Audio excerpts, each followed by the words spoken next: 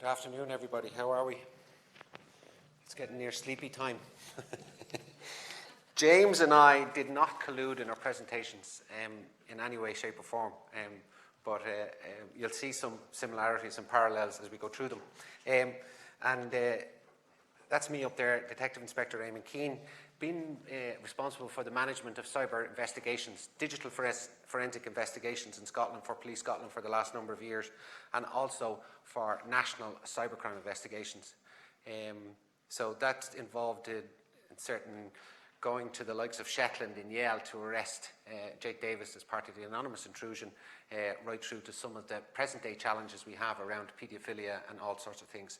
So I was kind of thinking in regards to taking the mask off cybersecurity and what we were going to speak about today in regards to will we give you the generic threat landscape? Will we talk about something specific in an academic review?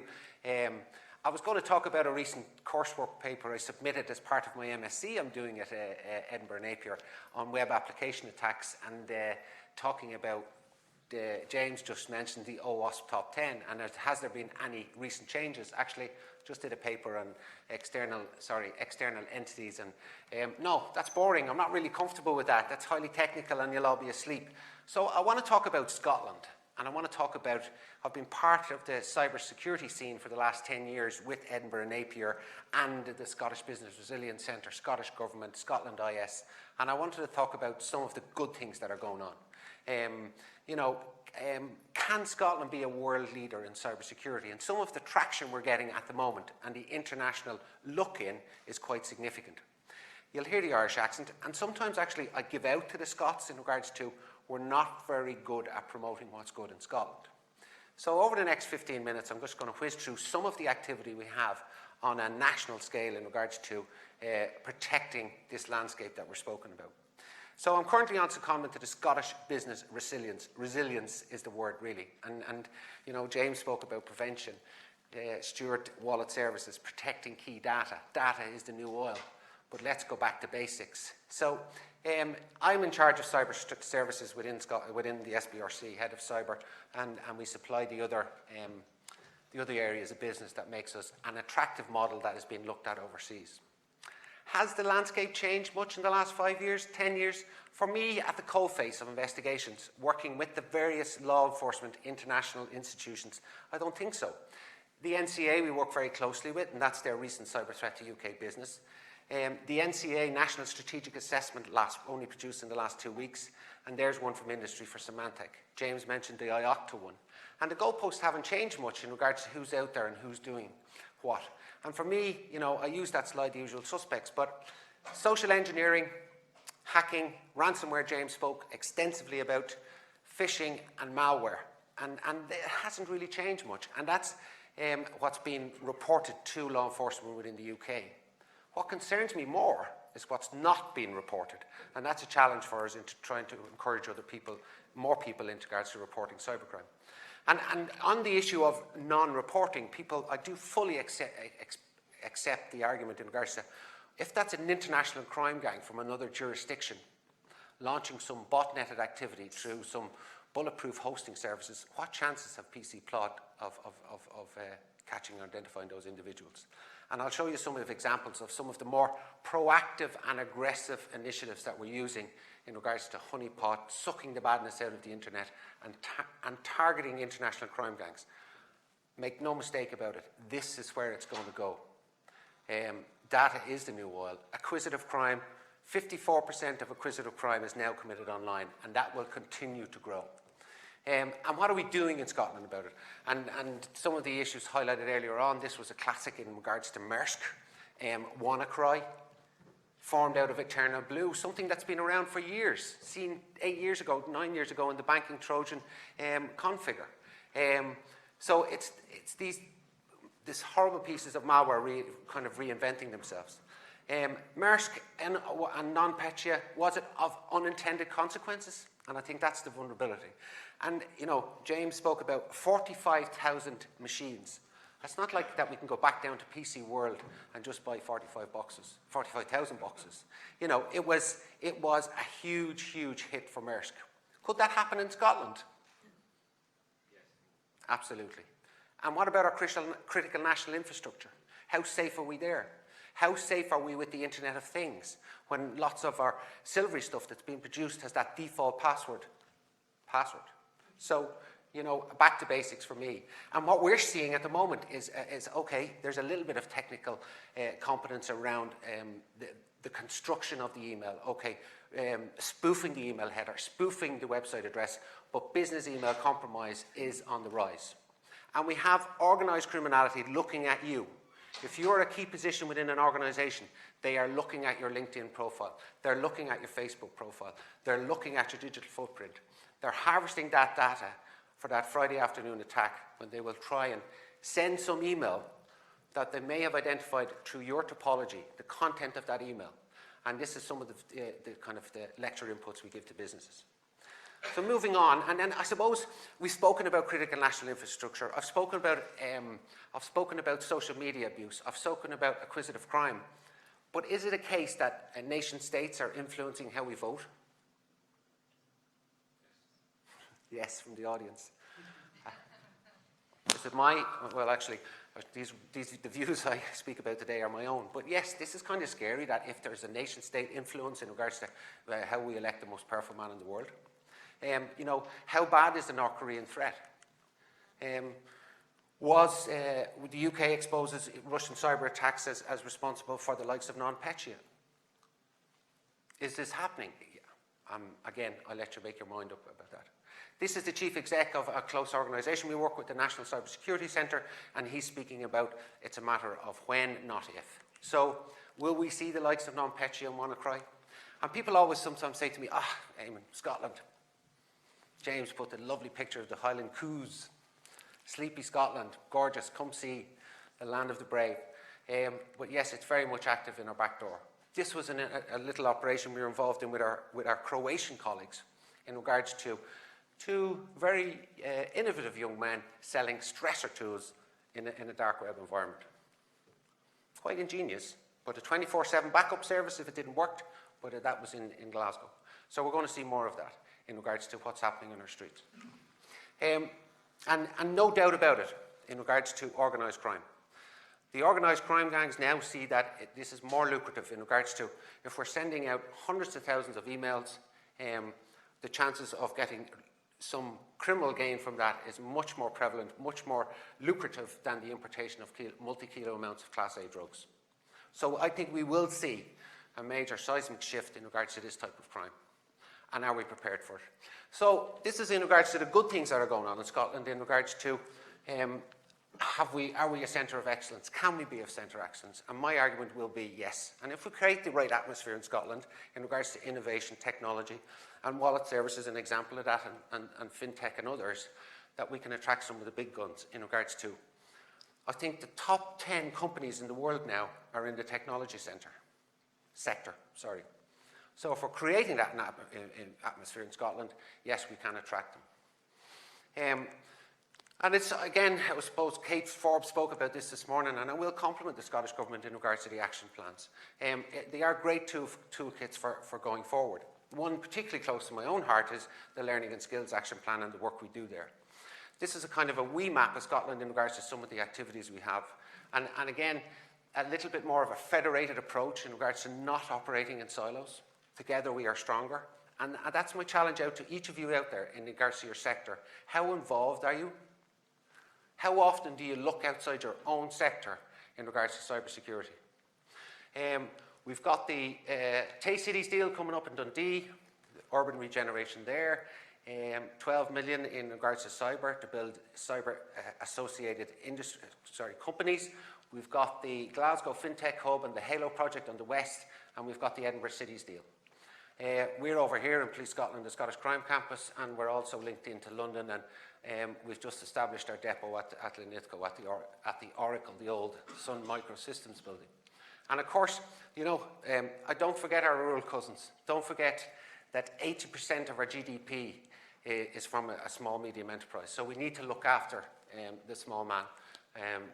We've created the depot in regards to what we're trying to do there is to blend industry with law enforcement. And I can't emphasize in no other area of crime do we need to collaborate more. I think what worked for me from investigative teams were Some have just walked into the office from a fantastic knowledge of how criminality is breaking into our systems, working alongside our investigators, working alongside our detectives, our investigators. In fact, I sometimes use the analogy incorrectly. Murder, rape, and pillage are easy to investigate. What I mentioned earlier on in regards to that organised crime gang from that other jurisdiction that we have no contact with, we've no formal agreement with, they're the difficult ones. So in the depot, and I encourage you to become involved in regards to that, in how can I become involved, and I've mentioned the Tay Cities deal. We work very closely with our regional organised crime units across the country. I've mentioned the NCSC, I've mentioned Europol, and some of the initiatives that were mentioned earlier on, and the Met, and of course the FBI, who would have been here today, but I think they're tied up with some sort of a visit. Ren went down a bomb. It's the wrong word to use. Ren was very popular here at the last. We're also, and this is for me in regards to the Scottish Business Resilience Centre and the word resilience, we're also helping assist in building the Manchester Digital Centre. Similarly in Yorkshire, we're also assisting in London and in Wales. And it strikes me funny in regards to why is this model being looked upon as an excellent model across the country and even out into Copenhagen. So we're doing something right in Scotland. And this takes me back to, should we be promoting Scotland the brand much better and how we collaborate together. And that's an important one to me and can only be encouraged. Somebody said that was just like the inside of Eamonn's brain. Again, this is just one ecosystem with the police focusing on the Scottish Government. Harry McLaren from ECS produced another one in regards to his area of business, which was a lot more kind of private sector orientated. Where would you put your organisation within that diagram? That's just a question to reflect on. And how am I integrating, and how am I giving back, and how am I assisting in keeping Scotland safe from cybersecurity? Recently we had a great initiative with Scotland Cyber Week, culminating in the Cyber UK conference, and there was 5,000 people a day through the campus event over in Glasgow. Again, some of the energy, that's some of the international attraction that's how Scotland is being perceived. We're working closely with fintech community in regards to a recent success, again, well over the 100 companies that are now up and running. We need to do more. We need to do more. We need to make sure that we are assisting these young guys and girls that are coming out of our universities in creating really good and innovative ideas in regards to technology and engineering. We need to create that culture to support them, not only at proof of concept, but right through to market. And again, I suppose, in regards to providing investment opportunities for our school leavers and our university graduates. We see this a lot in regards to, cyber skills shortage threatening the UK for 20 years. And I think most industries do have a problem in regards to we're going to have a skills shortage. Why? I don't know the answer to that one, but what are we doing in Scotland to collaborate and try and help with that? We work closely with the Scottish Informatics and Computer Alliance Society, of which Napier and Bill are very much a part of, the 16 universities. We've worked very closely with NUSEC at Napier University, a really thriving hacking community. And again, for my sins, the Cyber Academy. Adrian, when did we go to Europe for some Horizon funding under the DFET project? 2013, was it? A while ago. So we have created a cloud-based environment for students to learn their craft, and Police Scotland was very much a benefit of that one. And this is part of the challenge for this industry in regards to mapping out an accredited career pathway, and some of the work we're doing with Skills Development Scotland. And if this is working properly, if we talk about the growth and extent of jobs within the cyber industry in regards to networking, software development, system engineering, financial and risk analysis, and security intelligence. I do facilitate a lot of meetings in regards to sharing of intelligence. But it was mentioned earlier on, the most important thing is, why do we do what we do? We have a 2-day conference here on big data, and we mentioned security. We mentioned law enforcement. We mentioned repelling that attack. But why do we do what we do? And sometimes I think we cluster with all sorts of complications and sophistications, but it's to keep the business going. It has to be aligned to your business risk. It has to be proportionate. And this is an area that absolutely I think is growing for us in regards to incident response and aligning, making money in regards to doing what we do. Now, of course, it's not all about commercial gain. Of course, it's about providing that prosperity and wealth. But these are some of the range of pathways that are coming, and this is just one I picked in regards to networking and the growing extent of occupations and potential careers in here. And this is something we're doing with SDS. And I think for young students, if you're in that environment at the moment, the future is fantastic. In regards to, I think it's a really, really vibrant sector with so many opportunities. It's another one we're involved with in the University of Glasgow and equally in Abertay. And the Scottish Business Resilience Centre and Police Scotland have a close affiliation with the Abertay Ethical Hacking Programme. And I suppose in regards to why I stand up here as a policeman, and James's slide was about prevention. And I'm old enough, sadly, to remember when Mr. Ford and Mr. BMW invested millions in their car production when they had to take off the little top, the little black button in the door, and they put in car alarms and immobilizers. If you live in an urban environment, you should have an alarm in your house. Now I think you need to treat your own personal and corporate digital footprint in the same way. You need to be careful in regards to that. And for me, in regards to the Scottish Business Resilience Centre, that's what we're here for, working with Police Scotland, working with a range of partners, because we cannot do it alone, absolutely. And these are some of the groups we facilitate at the centre. The expert group brings together about 55 senior security officials right across all sectors, sharing information, sharing the recent threat vectors, sharing intelligence, sharing initiatives about internships and recruitment and the ways forward. We have the Trusted Partners Group, which is a really super group of guys in regards to they're our incident responders and our cyber essentials accreditors. And a go-to place for us in regards to who do you call when you've had a Maersk incident? God forbid. Are we really good at incident response in this country? There's a guy who's in the audience, I won't embarrass him, but go to an incident response lecture tomorrow and you will learn a lot. This for me is a growing area in Scotland. I call it the cyber hug. Whether you're a person who's been systemically stalked on Facebook, somebody who's stolen your identity, you have a massive ransomware attack or a malware attack, those first few hours, we call it victimology, the impact on your life is significant. And are we really good at doing that? And that's areas of business that we're helping within the SBRC. And finally, on the right, we share through the financial group the latest threat vectors. And what was it last week?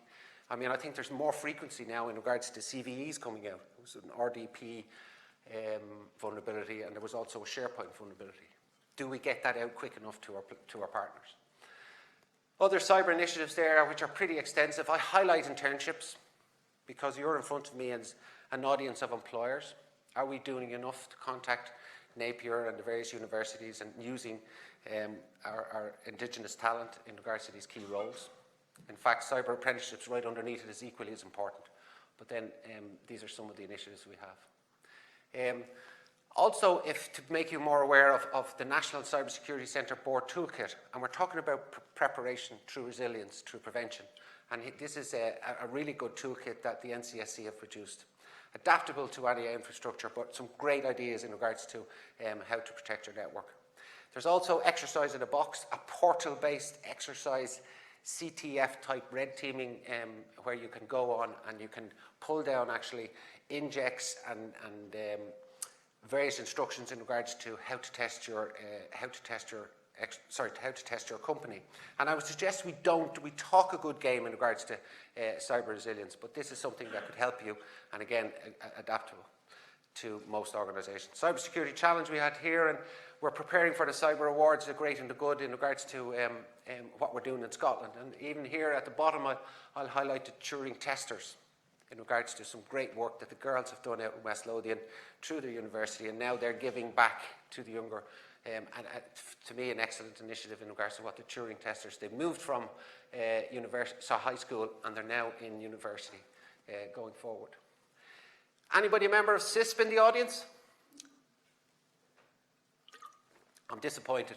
please take away, have a look at the Cybersecurity Information Sharing Partnership run by CERT UK, run by GCHQ, run by the NCSC. Actually, I mean, you said 3 companies there. Who's it run by?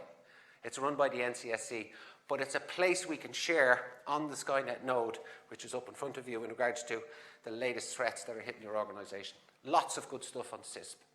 And then again, in moving towards conclusion, just in regards to cyber resilience, and I mentioned that a pre-planned exercise. Do we take part in a pre-planned exercise in our infrastructure? I appreciate it's difficult to get your key personnel away, but please take away in regards to when's the last time we actually, what if it went wrong? Where is our backup? Who's going to take control? What's our contingency plan for backup? Are we backing up on site? Who's going to deal with the media?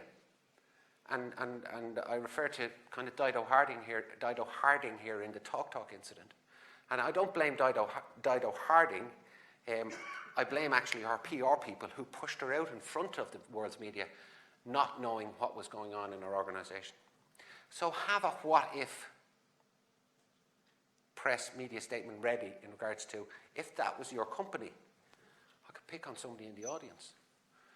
I could make it up in regards to what if that happened, that you could not alone speak to your, forget about your customers, you couldn't even speak to your staff. And Maersk and DL Piper were one of that in regards to an example of that. So some ideas there in regards to going forward, and Cyber Essentials is something we always promote. Are we moving towards a mandatory accreditation within cyber, within industry in Scotland? We have Cyber Essentials Plus, we have 27001, we have the NIST directive. In other areas of business, we spoke about PCI compliance. If you're doing business with the government now, you have to have Cyber Essentials. In 5 years' time, will we have that because of the potential consequences of an attack on our CNI or one of our key banks? I'm not saying you heard it here first, but also in regards to Cyber Essentials Plus, we're giving away, the Scottish Government are giving away free money. The Scottish Government are giving away free money, Jim, in regards to take £1,000 and you can get Cyber Essentials Plus. So if you're interested in that, please have a look at that. And that's, it's again pretty okay, basic in its application, but it's the 5 key parts which I had up there are to move towards Cyber Essentials Plus and at least you repelling attack in your organisation. This is some of the stuff we provide at Scottish Business Resilience Centre. Yes, Curious Frank is a commercial side of our business where we use students and graduates from various universities in regards to vulnerability assessments, pen testing, testing your networks and some other stuff. But it's also a focus on our ethos within the Resilience Centre is partnership. Absolutely partnership, and collaboration is the key. And there's me finishing up, Adrian. And I'm on time, which is even stranger. Thank you, ladies and gentlemen, for your attention. Thanks very much. Please give a round of applause for Eamonn. Fantastic. Let me get my sheet. Actually, we must also thank you, actually on behalf of maybe James and Stuart, that you didn't get, no, you came here and you didn't go to Bill's lecture. So we do seem to have a few minutes. We have the other group joining us at 30:30 for the closing presentation from, I think, our Vice Principal of Research and Innovation. So we do seem to have time for questions. If you have any questions for our panel of speakers, the 3 speakers that we had, that will be Stuart, James or Eamonn, please can you stick your hand up and then we will throw the appropriate cube in your direction. Excellent. Question at the back. Give it a go throw. Actually, sorry, you know, we do the Cyber Christmas lectures every year, and we have about, we do 4,500 young people, and we've got about 300 in this auditorium. And you know the way you get paranoid about health and safety and from a policing perspective? And here, Bill Buchanan reaches into a box of sweets, and he just goes, whoosh, to 200 children. And I said, please don't start throwing things about. Harry. Occupational habits. What's up? Stick your hand up if you wanted to ask a question. They'll get to you in the end. Right at the back. Have a filler for you. Okay, you want to ask one first and then? I was nominated. No, it's up the gentleman up the back. Sorry, before we turn into chaos here. That's not a gentleman, Eamonn. Sorry, that's it. You're completely in the dark. I do apologise. Hi, sorry.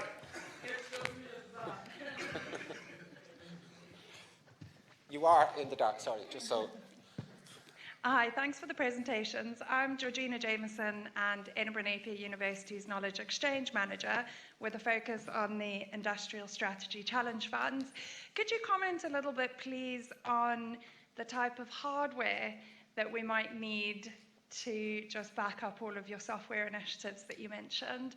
And the reason I ask is because the Industrial Strategy Challenge Fund is releasing funding, looking at hardware and how it links in with software. So if you have any comments on that, please.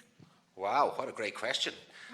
Do you know that Adrian is currently studying a PhD in that very subject? I think I'll bounce it over. But, So from our perspective, and I can pick up this with you, the answer is it depends, okay?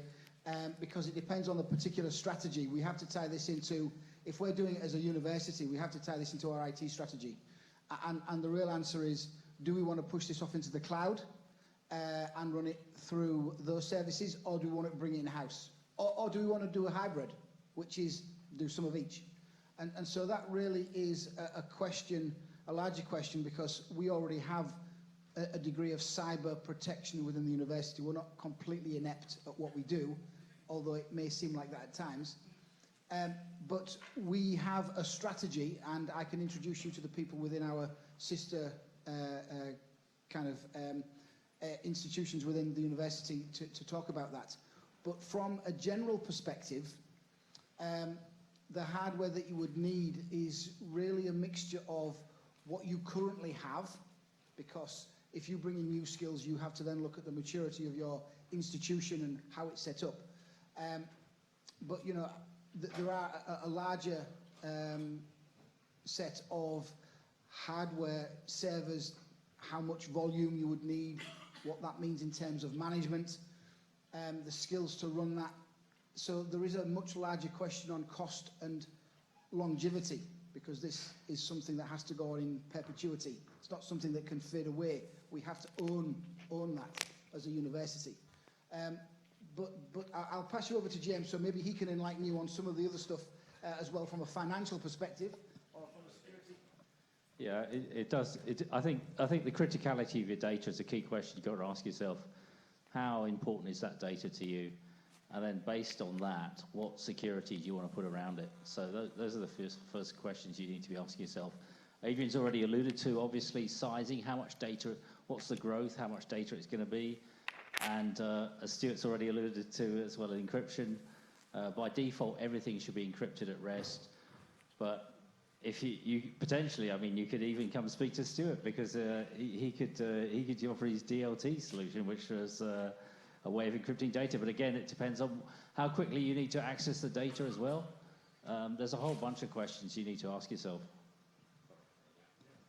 Yeah, I'd just say the other two things is you have to balance up protecting the data versus the usability of the data. And, you know, you can encrypt everything every way, but, you know, and nobody really, well, some people do, but it's because you need to use the data. So you've got to work out which data you want to protect more and classify it. I mean, there's some good models around for doing it. So. Does that answer your question? Yes, thank you. I'm just asking. Do we have another question? I did see two hands go up at one point. We've just asked one. There was one in the middle somewhere. Yep. Oh. Excellent. Yeah, exactly. Strain myself going over the desk there. I was just going to ask, we've had quite a lot of talks today, particularly looking around or particularly trying to exhort the user awareness and how we get people on board with security awareness and so on and so forth. And also the problem of how we educate and bring people into the field. And this has been a running theme throughout the day. And I guess I kind of wanted to ask the question is, apart from what we have already with the Cyber Academy engaging at that level of education, particularly around the sort of younger students at high schools and so on and so forth. Eamonn, you talked a bit about that as well, in terms of some of the initiatives happening with throughout Scotland on that. But I'm just wondering, there's a whole room full of professionals in this field, and I just feel like we're not very good. I'm rambling here a bit, but we're not very good at taking that message out of our community and speaking to people. I'll take that, Adrian. If we can't do it even in our own organisations, how do we bring people in?